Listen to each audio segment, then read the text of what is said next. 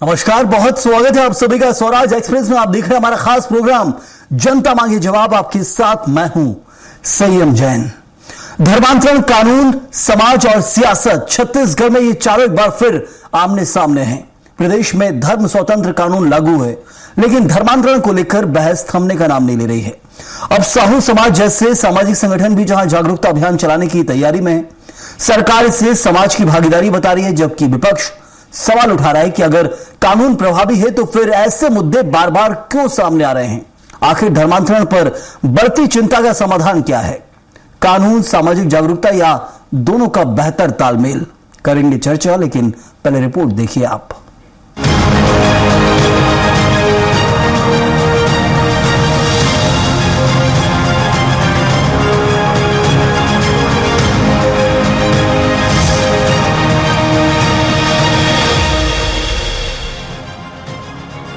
छत्तीसगढ़ में धर्मांतरण को लेकर सामाजिक स्तर पर भी गतिविधियां तेज हो गई हैं। प्रदेश साहू संघ की बैठक में इस मुद्दे पर विस्तार से चर्चा हुई, जिसमें समाज के पदाधिकारियों ने घर घर जाकर लोगों को जागरूक करने का फैसला लिया। संगठन का कहना है कि सामाजिक संवाद और जागरूकता के माध्यम से लोगों को अपनी परंपराओं और सांस्कृतिक विरासत के प्रति जागरूक किया जाएगा। धर्मांतरण भी बड़ा विषय रहा है। धर्मांतरण के विषय में भी सभी लोगों ने एक स्वर में कहा है कि इसे रोकना होगा। जिस तरीके से कुछ लोग लाभ देने के लेकर लाभ देने के नाम पर लोगों को बहकाते हैं, फुसलाते हैं, तो इसे रोका जाए। इसलिए हमारे प्रदेश भर में पूरी कमेटी है, चाहे वो जिला अध्यक्ष की हो, चाहे वो तहसील अध्यक्ष हो, परिक्षेत्र अध्यक्ष हो, ग्राम इकाई हो, सारे लोगों को निर्देशित किया जाए कि ऐसे बहरूपिया लोग, जो लोग समाज के लोगों को बहला फुसलाकर दूसरे धर्म में लेके जा रहे हैं, उन्हें रोका जाए। इसी बीच नारायणपुर जिले के खड़का गांव से धर्मांतरण को लेकर तनाव की तस्वीरें सामने आई हैं, जहां 2 धर्मांतरित परिवारों को लेकर तनाव की स्थिति बन गई। ग्रामीणों ने 2 परिवारों के 7 लोगों और 3 बच्चों से गांव छोड़ने की बात कही। यहां विवाद बढ़ने पर भारी पुलिस बल भी तैनात किया गया है। इधर राजनीतिक बयानबाजी भी तेज हो गई है। डिप्टी सीएम अरुण साव ने कहा कि समाज के वरिष्ठ पदाधिकारियों की बैठक में सामाजिक मुद्दों पर चर्चा हुई और धर्मांतरण को लेकर सजग रहने पर भी बात हुई। वहीं प्रदेश कांग्रेस अध्यक्ष दीपक बैज ने सवाल उठाया कि यदि सरकार के पास कानून है तो उसे प्रभावी तरीके से लागू क्यों नहीं किया जा रहा। साहू समाज की संरक्षण मंडल की कल बैठक थी, जिसमें समाज के जो वरिष्ठ राजनेतागण हैं, वरिष्ठ पदाधिकारी हैं, उनकी बैठक हुई। धर्मांतरण के विषय को लेकर भी चर्चा हुई है। अनेक सामाजिक विषयों पर चर्चा हुई है, उसमें से धर्मांतरण भी एक विषय था, जिसको लेकर साहू समाज सजग है और सक्रियता से इस दिशा में काम कर रहा है। विधानसभा में पारित हो गया, राज्यपाल ने हस्ताक्षर कर दिए, फिर सरकार नियम क्यों नहीं बना रही? उसको अभी तक लागू क्यों नहीं किए? सिर्फ वोटों की राजनीति का ध्रुवीकरण करने के लिए धर्मांतर चिल्लाते रहो और वोट की राजनीति करते रहो, क्योंकि भारतीय जनता पार्टी पर कोई योजना है नहीं जो योजना को लेकर गांव तक जाए। जाति और धर्म पर राजनीति कर लो। बहरहाल छत्तीसगढ़ में धर्मांतरण का मुद्दा एक बार फिर सामाजिक और राजनीतिक बहस का केंद्र बन गया है। एक ओर सरकार कानून के प्रभावी क्रियान्वयन और सामाजिक जागरूकता की बात कर रही है, तो दूसरी ओर विपक्ष कानून के अमल पर सवाल उठा रहा है। इसी बीच सामाजिक संगठनों की बढ़ती सक्रियता ने इस चर्चा को और तेज कर दी है। अब देखना होगा कि कानून, प्रशासन और समाज के साझा प्रयास इस मुद्दे पर कितना प्रभावी असर छोड़ पाते हैं। स्वराज एक्सप्रेस के लिए रायपुर से दिलीप साहू की रिपोर्ट। तो धर्मांतरण का मुद्दा एक बार फिर जो अब गर्मा गया है छत्तीसगढ़ के अंदर। वक्त वक्त पर ये मामले भी सामने आते हैं, लेकिन फिलहाल तो जागरूकता अभियान है और क्यों इसकी जरूरत पड़ रही है वो समझना बहुत जरूरी है। हमारे साथ खास मेहमान जुड़े हुए हैं, डॉक्टर किरण वघेल बीजेपी प्रवक्ता हैं, स्वागत है आपका। डॉक्टर शिल्पा देवांगन कांग्रेस की प्रवक्ता, आपका भी बहुत बहुत स्वागत। और साथ में मौजूद हैं प्रदीप साहू, संगठन सचिव हैं प्रदेश साहू संघ के, आपका भी बहुत स्वागत है इस चर्चा में जुड़ने के लिए। और इस वक्त शुरुआत जो मैं करूंगा प्रदीप जी आप ही के साथ करूंगा कि कब इस बात की भनक लगी कि अब समाज को एक्टिव होना पड़ेगा, जागरूकता अभियान चलाया जा रहा है, घर घर जाकर समझाया जा रहा है।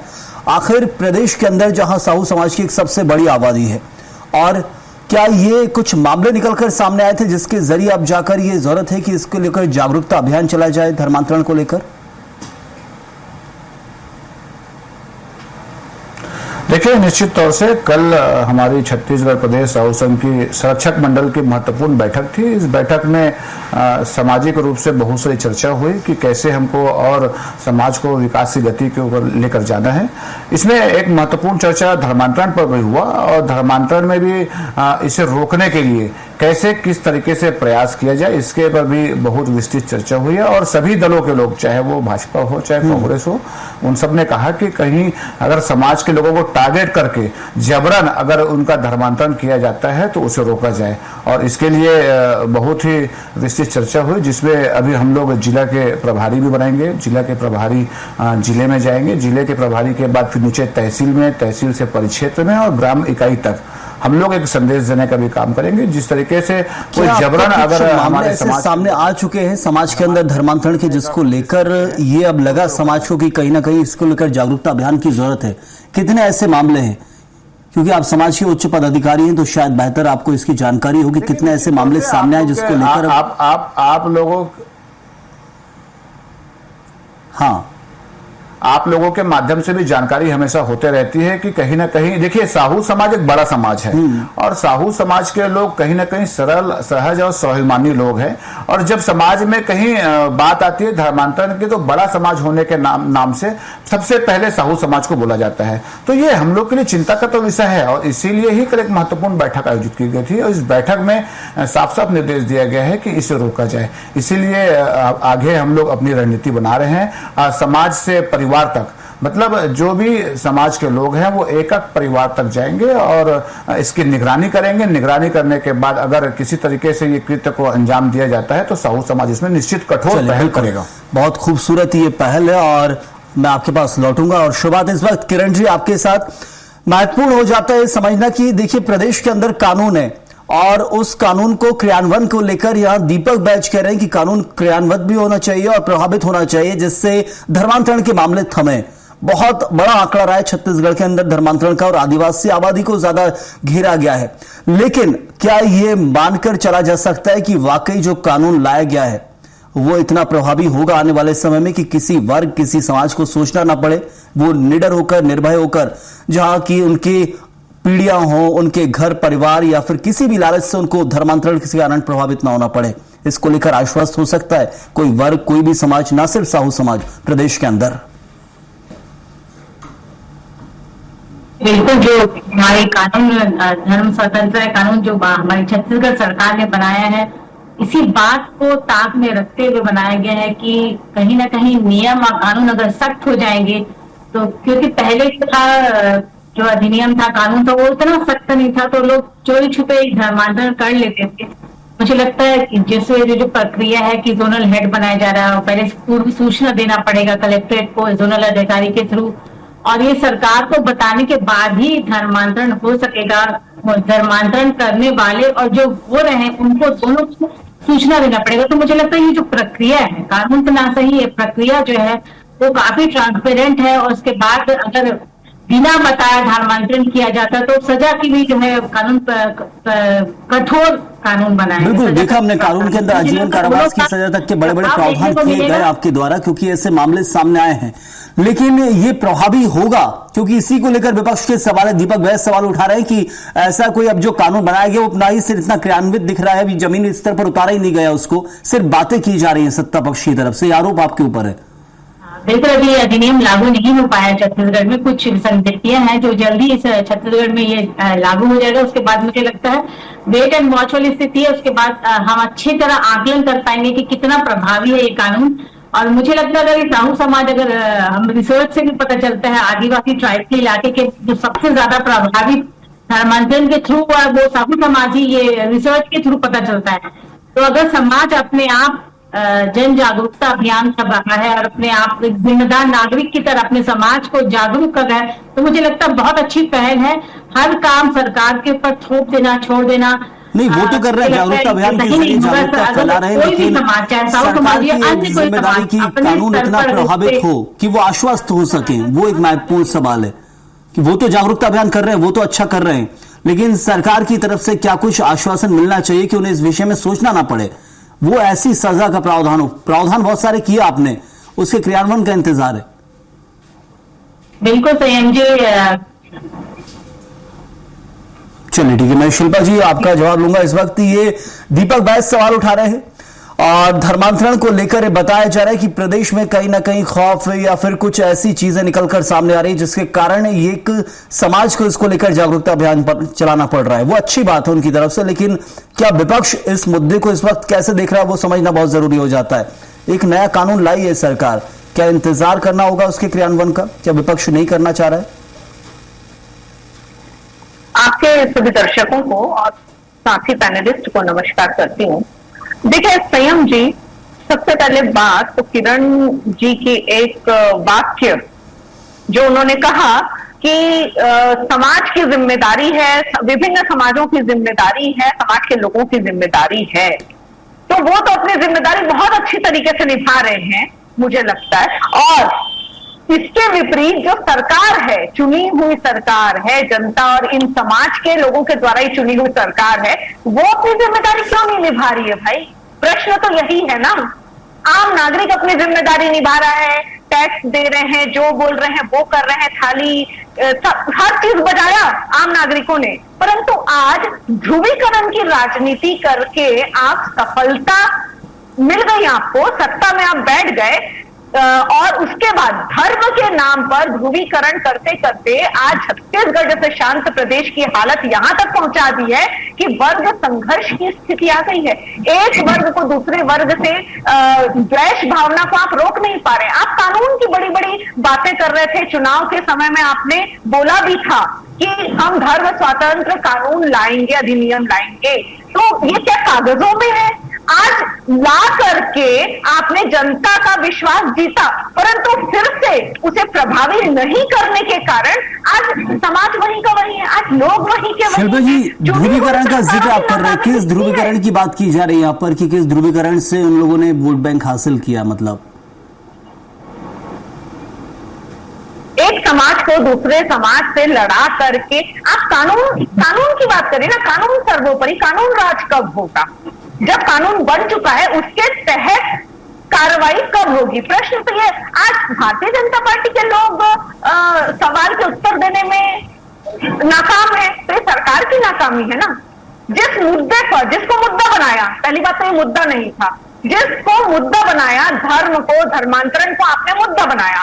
क्या कांग्रेस आश्वस्त रही है कार्रवाई को लेकर? कांग्रेस शासन काल हमने भी देखा है, कांग्रेस शासन काल में क्या धर्मांतरण कम होते थे? क्योंकि उस वक्त बीजेपी आरोप लगाती थी कि धर्मांतरण पर कार्रवाई नहीं हो रही, आज बीजेपी के ऊपर लग रहा है। तो कांग्रेस शासन काल में क्या वक्त नहीं मिला कानून बनाने का, या फिर वो कानून इतना प्रभावी था आप जिस पर भरोसे थे? क्योंकि अभी नया कानून आया, हमने देखा है 2 बार उसको बदलने की कोशिश की गई है। प्रेम जी, मुझसे सवाल है? हाँ, तुलनात्मक विश्लेषण तो जरूरी है ना कि किस शासन काल में कितने मामले सामने आ रहे थे और कौन कितनी कार्रवाई कर पा रहा था। निश्चित रूप से आप यदि पिछले दिनों का देखेंगे, कांग्रेस की जब सरकार थी तब धर्मांतरण के मामले बहुत कम आए थे। क्यों? इसका कारण भी मैं बता रही हूँ। क्योंकि अवैध धर्मांतरण जो होता है वो कहीं ना कहीं स्वास्थ्य, शिक्षा सुविधाओं में कमी के कारण होता है। भूपेश सरकार ने ऐसे कई दुर्गम स्थानों पर स्वास्थ्य और शिक्षा दुरुस्त करने की, व्यवस्थाओं को दुरुस्त करने के लिए कई काम किया, उसका असर भी जमीनी स्तर पर दिखा और धर्मांतरण पर भी दिखा कि अवैध धर्मांतरण कम हो रहे थे। प्रलोभन के कारण जो धर्मांतरण हो रहे थे, जबरिया हो रहे थे, वो कम हो रहे थे। ये पारदर्शिता के साथ आप अपनी रिपोर्ट में भी देख सकते हैं। और अभी जहां स्वास्थ्य और शिक्षा बदहाल कंडीशन में है, फिर से धर्मांतरण का जो है वो सिर चढ़कर नाच रहा है। तो ये जिम्मेदारी किसकी है भाई? सरकारों की जिम्मेदारी है। आज चुनी हुई सरकार भारतीय जनता पार्टी की है, ये अपनी जिम्मेदारी पर कर्तव्य करने के लिए चुनी हुई सरकार इस वक्त आश्वस्त नहीं कर पा रही, इसलिए क्या एक समाज को पहल करनी पड़ रही है। मैं लौटता हूं आपके पास। प्रदीप जी, क्या कुछ आपकी मांगे होती हैं सरकार से? यदि देख रहे हैं आपके समाज के अंदर यदि मामले निकलकर सामने आ रहे हैं जिस कारण से अभियान चलाया जा रहा है, जागरूकता फैलाई जा रही है शहर और गांव में जाकर समाज के अंदर, जरूरी अच्छी बात है, लेकिन यदि संगठन स्तर पर आप देखते होंगे तो किस चीज की कमी लगती है आपको जिस कारण ये मामले उजागर हो रहे हैं, ये धर्मांतरण हो रहा है प्रदेश के अंदर समाज में? किस कारण से? वो कौन सी ऐसी चीजें हैं? क्योंकि सरकार को पता चलना चाहिए, उन पर भी काम करना जरूरी है।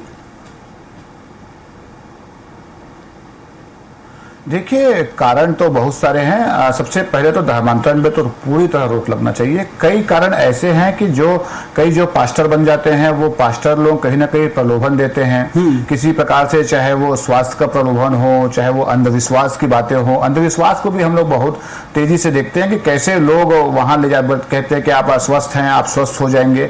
इस तरीके का प्रलोभन, कहीं पैसे का प्रलोभन, कहीं ना कहीं शिक्षा और स्वास्थ्य भी इसमें बड़ा विषय है, और इसी कारण धर्मांतरण की ओर लोग बढ़ रहे हैं। इसीलिए धर्मांतरण आज लगता है कि कहीं ना कहीं बहुत तेजी से बढ़ रहा है, और इसीलिए समाज ने भी फैसला लिया कि सरकार जो काम कर रही है वो कर रही है, समाज को भी एक काम करना चाहिए, एक जागरूकता अभियान चलाना चाहिए, और समाज परिवार तक, समाज के पदाधिकारी हैं वो परिवार तक पहुंचे, और इसीलिए जिले के प्रभारी बनाने का भी निर्णय लिया गया है, और सभी जिले में प्रभारी बनाए जाएंगे। जहां इस तरीके की घटनाओं को अंजाम दिया जा रहा है वहां तक समाज के पदाधिकारी पहुंचेंगे, उसको पूरी तरीके से रोकने का प्रयास किया जाएगा। चलिए, तो ये निर्णय लिया गया है संगठन की तरफ से और उस पर काम किया जा रहा है।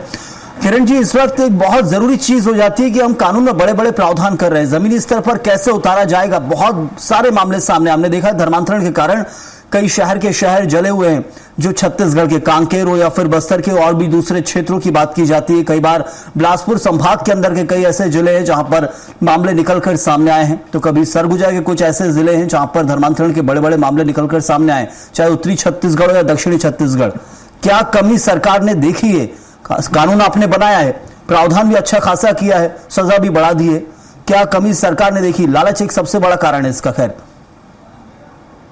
देखिए संयम जी, सबसे पहले तो मैं यही कहना चाहूंगी कि शिल्पा जी अभी जो बात करी थी, बड़ा आश्चर्य और दुर्भाग्यजनक लगा मुझे सुनकर कि वो कह रही थी कि धर्मांतरण में कोई मुद्दा ही नहीं है और भाजपा इसे मुद्दा बना रही है। शिल्पा जी का ये जो वक्तव्य से मैं बहुत आश्चर्यचकित हूँ। पूरी जो कांग्रेस की सरकार रही, बस्तर के आईजी, बड़े पुलिस के पदाधिकारी स्वयं भूपेश बघेल को चिट्ठी लिखे थे, पत्र लिखे थे कि धर्मांतरण को रोके, नहीं तो कहीं ना कहीं हमारा जो मूल संस्कृति है, आदिवासी संस्कृति, वो खत्म हो रहा है, नष्ट हो रहा है। उसके बावजूद भी इनकी सरकार ने कोई कदम नहीं उठाया। अभी ये शिल्पा जी कह रही थी कि इनके समय में धर्मांतरण नहीं मुद्दा नहीं है, बेरोजगारी सामने नहीं आती। शिल्पा जी आप कह रही थी कि मैं सुन रही थी केवल धर्मांतरण का नहीं, उनका ये भी कहना था कि आपने जिस तरीके से सरकार बनाई है उसको लेकर भी सवाल उठाए गए थे। की घटना की बात कर लूं मैं, तो उस समय जब आपने वादे करके बनाए ना, आपने सरकार बनाया, महंगाई पर बात करके सरकार बनाई थी क्या? महंगाई पर देखिए, मेरा ये मानना है कि धर्मांतरण का मुद्दा आता कब है? अभी कहीं छत्तीसगढ़ के अंदर धर्मांतरण चल रहा होगा, शायद हमें खबर नहीं है, कहीं चल भी रहा होगा। ऐसे मामले आते हैं, दिन ब दिन होते जा रहे हैं। मामला तब उजागर होता है जब शहर व शहर जल जाता है। गांव के गांव में जब मामला निकलकर सामने आता है, पूरा गांव आक्रोशित हो जाता है, प्रदर्शन होते हैं, सड़कें जाम होती है धर्मांतरण के कारण, उसके बुरे नतीजे आते हैं, तब पता चलता है प्रदेश के राजधानी तक की धर्मांतरण का मामला सामने आया। नहीं तो धर्मांतरण अभी भी चल रहा होगा छत्तीसगढ़ में, हम नहीं जानते हैं कहां चल रहा है, लेकिन वो मामला गंभीर हो जाएगा तब सरकार को सोचना पड़ता है। बीजेपी सरकार ने वादा किया था कि आप आश्वस्त हैं कि आपने जो कानून बनाया उसके नतीजे अच्छे आएंगे। किरण जी, मेरा अंतिम बार सवाल, समय कम है मेरे पास। बिल्कुल, हम विजय शर्मा जी ने जो डिटेलिंग बनाई है, इसके कानून प्रावधान है, वो बहुत ही अच्छा, बहुत ट्रांसपेरेंट है, और जो बोला कि step by step, layer by layer प्रावधान बनाया गया है, जिसमें इतनी ट्रांसपेरेंसी है कि धर्मांतरण छुप ही नहीं सकता, किसी को दबाव या लालच की पूर्ण धर्मांतरित कर ही नहीं सकते। तो मुझे लगता है जब ये अधिनियम लागू हो जाएगा पूरी तरह छत्तीसगढ़ में, तो उसके बाद आप देखिए कि जिस प्रकार हमारी सरकार आने के बाद धर्मांतरण कहीं ना कहीं कमी आई है पूर्ण रूप से। जैसे कि हमने जब नक्सलवाद की घोषणा की थी, समाप्ति की, तो हमारी सरकार इसमें सफल हुई है। धर्मांतरण के लिए भी हमारी सरकार, चलिए ठीक है, बिल्कुल मैं एक अंतिम जवाब ले लेता हूँ यहाँ पर शिल्पा जी से। इसका भी रिजल्ट हमको धरातल पर देखने को जरूरी है। सामाजिक जागरूकता। शिल्पा जी, मेरा सवाल तो सुन लीजिए, जवाब आप जरूर दीजिएगा। मेरा सवाल ये कि मामले उजागर हो रहे हैं इसलिए क्योंकि उस मामलों पर काम किया जा रहा है, नक्सलवाद के मामले या फिर धर्मांतरण के मामले, उनका ये कहना रहता है। आपके टाइम में मामले दिखे नहीं क्योंकि आप उनको दबा देते थे, ये आरोप पहले लगते थे, अभी ना लगे हो लेकिन ये लगते थे। क्या कांग्रेस इस पे सहमत है? देखिए, धर्मांतरण को रोकने के लिए चारों दिशाओं से कार्य करना पड़ता है, जिसमें भारतीय जनता पार्टी नाकाम सिद्ध हुई है। 3 साल हो गए, 2.5 साल 3 साल हो गए, ये वाक्य सुनते सुनते आपके और हमारे कान भी पक गए हैं कि भारतीय जनता पार्टी की सरकार आएगी तो भाई धर्मांतरण नहीं होगा। आज भी साहू समाज की चिंता देखिए, दूसरे समाजों की चिंता देखिए, आदिवासी नेता नंद कुमार साय जी की चिंता देखिए, आज भी चिंता वही की वही है। और 2.5 साल से हम सुन रहे हैं चर्चाओं में बैठकर सड़कों में कि सरकार आएगी भारतीय जनता पार्टी की, धर्मांतरण नहीं होंगे। मैं सामाजिक जागरूकता का बिल्कुल स्वागत करती हूँ, परंतु धर्मांतरण के नाम पर कानून व्यवस्था की जो नाकामी भारतीय जनता पार्टी छुपा रही है, कानून व्यवस्था नाकाम है, इनकी जो तो अभी तो नया कानून आया है, उससे लागू होने दीजिए, उससे तो सहमत होंगे नए कानून में जो बड़े प्रावधान किए आप। हाँ, पर इसकी गारंटी कौन देगा कि वो जमीनी स्तर पर क्रियान्वित होगी, क्योंकि आज तक इनकी बातें इसकी गारंटी समय लेगा, मेरे पास समय इतना ही था और वक्त का आपको इंतजार करना होगा विपक्ष में रहकर कि कैसे ये कानून जमीनी स्तर पर उतरता है, उसके क्या नतीजे आते हैं। वक्त इतने का शुक्रिया अदा करूंगा करण जी आपका, शिल्पा जी आपका बहुत बहुत धन्यवाद और साथ में प्रदीप जी आपका बहुत शुक्रिया हमारे साथ इस चर्चा में जुड़ने के लिए। तो इस पूरे मुद्दे पर आगे क्या कदम उठते हैं और सरकार, प्रशासन और समाज किस तरह मिलकर समाधान की दिशा में बढ़ते हैं, इस पर हमारी नजर बनी रहेगी। फिलहाल आज की इस खास चर्चा में इतना ही। आप बने रहिए स्वराज एक्सप्रेस के साथ।